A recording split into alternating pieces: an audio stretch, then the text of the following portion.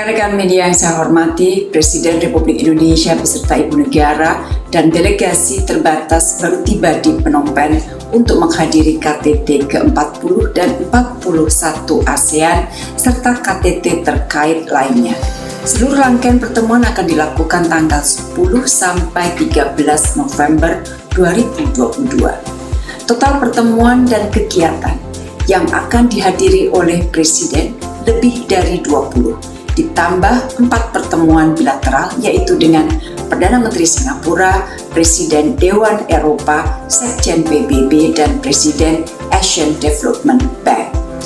KTT ASEAN ke-40 dan 41 akan dilakukan dalam bentuk plenary dan retreat. Plenary session KTT akan membahas mengenai penguatan kapasitas institusi dan efektivitas ASEAN. Sementara untuk retreat, terdapat 2 isu besar yang akan dibahas, yaitu hubungan ASEAN dengan pihak luar, tentunya termasuk tantangan eksternal yang dihadapi oleh ASEAN dan masalah Myanmar. Diharapkan para pemimpin ASEAN dapat mengambil sikap dan langkah dalam merespon situasi di Myanmar, terutama tidak adanya komitmen dari militer Myanmar dalam menindaklanjuti 5-point consensus. It takes 2 to tango. ASEAN sudah mengambil extra effort. Hasil upaya ini hanya akan terlihat hasilnya jika ada komitmen militer Myanmar untuk menindaklanjuti 5-point of consensus. Bola sepenuhnya ada di tangan militer Myanmar. Terlepas dari kekecewaan ASEAN terhadap tidak adanya kemajuan tindak lanjut 5-point of consensus oleh militer Myanmar, saya yakin ASEAN akan tetap memberikan prioritas untuk membantu rakyat Myanmar, termasuk melalui bantuan kemanusiaan. Situasi Myanmar tidak boleh menghambat perkembangan ASEAN. Untuk mempersiapkan retreat para pemimpin ASEAN yang akan membahas isu Myanmar pada tanggal 11 November, para Menteri Luar Negeri ASEAN akan bertemu lagi pada 10 November siang hari guna membahas rekomendasi selanjutnya akan disampaikan kepada para pemimpin ASEAN pada tanggal 11 November.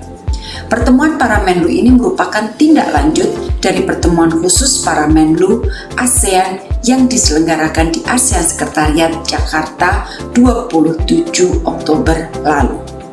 Untuk pertemuan dengan mitra bicara atau dengan dialog partners, terdapat beberapa hal yang diharapkan akan dihasilkan dari pertemuan-pertemuan dengan para mitra. Antara lain, announcement peluncuran kemitraan strategis komprehensif ASEAN Amerika Serikat. Dan saat ini Indonesia menjadi koordinator dialog ASEAN Amerika Serikat.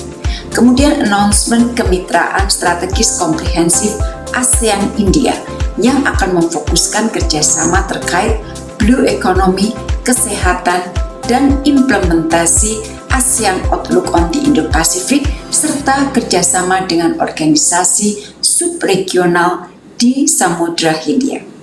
Terdapat pula diharapkan terdapat kesepakatan melanjutkan kerjasama pengembangan electric vehicle ecosystem dengan Amerika Serikat. Kemudian kita harapkan juga akan ada joint statement implementasi ASEAN Outlook on the Indo-Pacific dengan Australia yang difokuskan pada implementasi 4 prioritas di ASEAN Outlook on the Indo-Pacific, termasuk engagement dengan kawasan Pasifik. Kemudian direncanakan juga di dalam pertemuan-pertemuan dari tanggal 10 sampai tanggal 13 November nanti adanya aksesi Ukraina terhadap Treaty of Amity and Cooperation atau TEC. Aksesi ini tentunya memiliki makna yang sangat penting. Rekan-rekan yang saya hormati, KTT diharapkan akan menghasilkan 100 dokumen dan beberapa dokumen sampai saat ini masih terus dinegosiasikan. Demikian yang dapat saya sampaikan, rekan-rekan. Terima kasih.